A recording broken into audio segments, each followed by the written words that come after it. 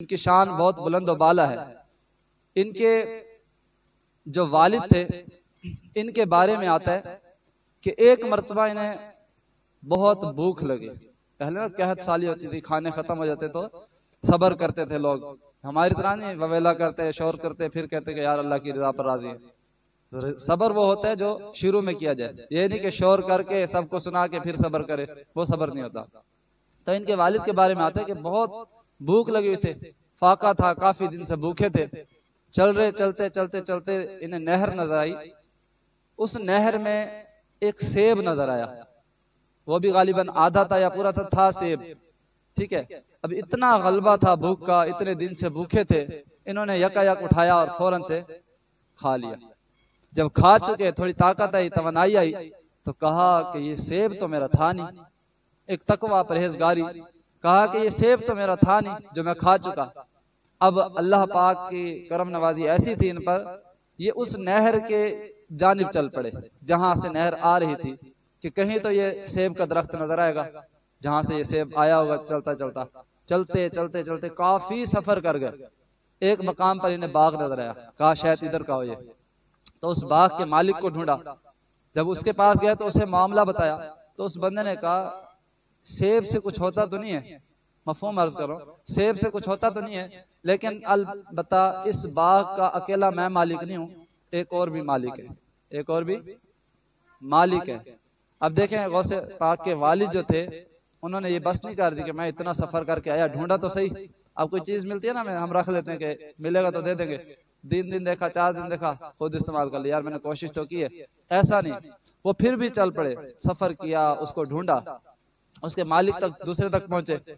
अब उसे कहा कि मैंने इतना, मेरे पे भूख का गलबा था, मैंने सेब उठाया और खा लिया, फिर मुझे याद है कि ये मेरा तो नहीं था, मेरी मलकियत नहीं थी, तो बरए करम मुझे माफ कर दे, कहीं ये ना हो कि माशर में मैं फंस जाऊं।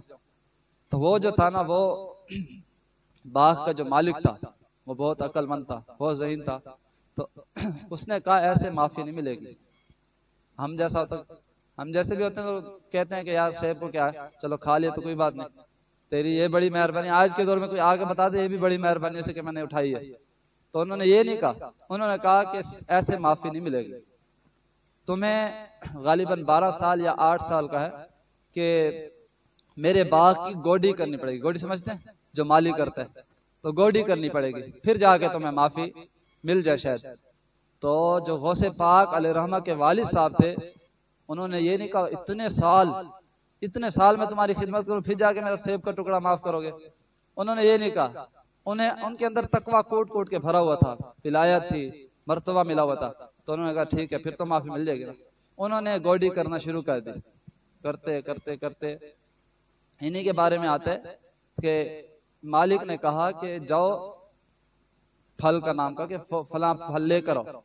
गए, जल्दी जल्दी लेकर आए, पेश किया। कहा कि तुम्हें इतने साल हो गए अभी तक ये नहीं पता चला कि कौन सा फल हमारे खाने के काबिल है या कौन सा फल सही है। तो उन्होंने क्या कहा कि मुझे जो साल पर रखा गया था ना, मुझे खिदमत करने का कहा गया था, ये नहीं कहा गया था खा लो।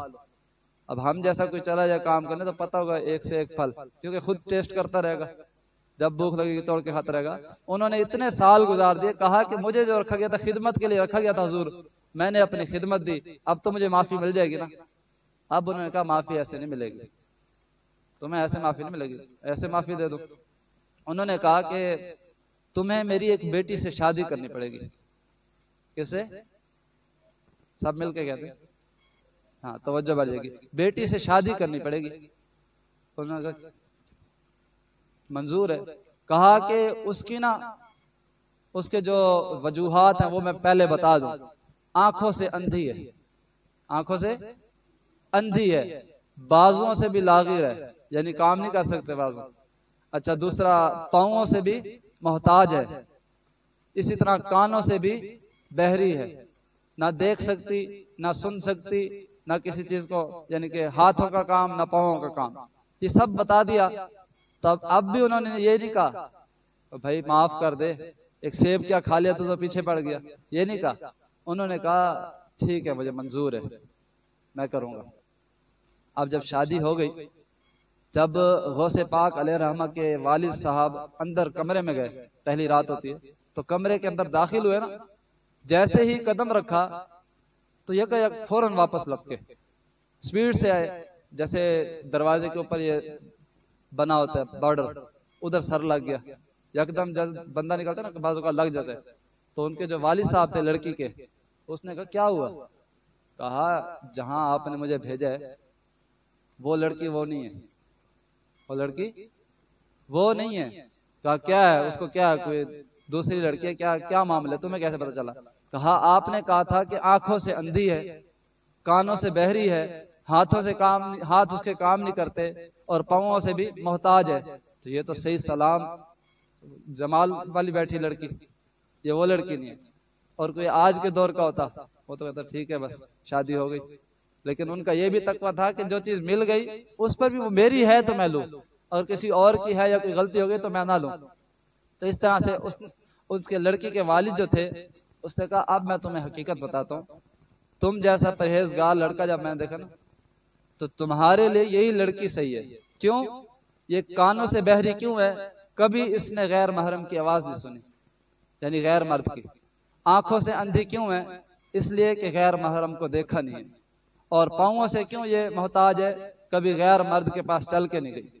हाथों से इसीलिए मोहताज कहा मैंने, कभी गैर मर्द को इसके हाथ छुए नहीं है, बढ़े नहीं है। इस तौर पे अगर लिया जाए तो ऐसे ही आज की कौन सी लड़की होगी जो इस चीज से बची हो, बदनिगाही से, बद यानी कि जो गलत बातें होती है उससे सुनने से। अब जब ये दोनों मिले ना, ऐसा शोहर और ऐसी बीवी, अब इनसे जो औलाद पैदा हुई उसका नाम था शेख अब्दुल कादिर जिलानी, पीरों के पीर हुजूर गौसे पाक रहमतुल्लाह ताला अलैह जो हैं, ये पैदा हुए। जब माँ बाप का किरदार ऐसा होना तो बेटे भी ऐसा पैदा होते हैं। अब हम खुद नमाज पढ़े ना और हम कहें कि हमारे से वली पैदा हो, कुरान पढ़ना ना आए, हमें कुरान की तरफ तवज्जो ना हो, हम कहें नहीं जी हमारा बेटा ऐसा हो ऐसा हो। अल्लाह दे तो दे सकते हैं, लेकिन हम अपने किरदार को भी देखें ना, हम किस तरफ जा रहे हैं। क्या हम नमाज के लिए बच्चों को कुछ इस तरह का लालच देते हैं कि दीन की तरफ राग़िब हो?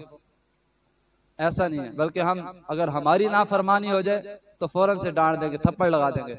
रब की नाफरमानी वो करता जा रहा है, हम कोई परवाह नहीं। अगर रब की जानिब ले आएंगे तो अल्लाह तबारक व तआला उसे आपके कदमों में डाल देगा। तो हमें यह तवज्जो देनी चाहिए कि हमारी औलाद किस तरफ जा रही है और हम दीन से कितना मुस्तफीज हो रहे हैं, कितना इसका फैजान ले रहे हैं। तो जितना दीन के करीब होंगे उतनी बरकतें मिलेंगी। इसी तरह जैसे गौसे पाक अलैहि रहमा का मैंने वाकया सुनाया, तो इनके वाकयात पढ़ें, इनके बचपन के क्या वाकयात थे, असल क्या है, अपने बच्चों को पढ़कर सुनाएं। जैसे मोबाइल पर चला के दे देते हैं स्टोरियां, तो खुद ही कोई वाकयात याद करें ऐसे जो बच्चों तक पहुंचाएं, ताकि बच्चों में ये इल्म का जज्बा बढ़े, इस तरह का जज्बा बढ़े, नेकी की जानिब मुस्तफीज हों, वो नेकी की तरफ बढ़े। तो आज अगर हम बच्चों को इस तरफ ले आएंगे तो बड़े होकर वो भी इसी काम की तरफ आएंगे। अगर आज ही हम उसे ड्रामे लगा के दे देंगे, मोबाइल पर गेमें लगा के दे देंगे, तो बड़े होकर उसने कोई वली नहीं बनना, उसने भी उसी साइड पे ही खिंचाव करना। तो अल्लाह पाक हमें इल्म दीन सीखने और गौसे पाक रहमतुल्लाह ताला अलैह जैसे वली हैं, इसी तरह के जितने भी औलिया कराम हैं, वली हैं, तमाम से अकीदत और मोहब्बत रखने और इसको फैलाने की तौफीक अता फरमाए, सुन्नतें अता फरमाए।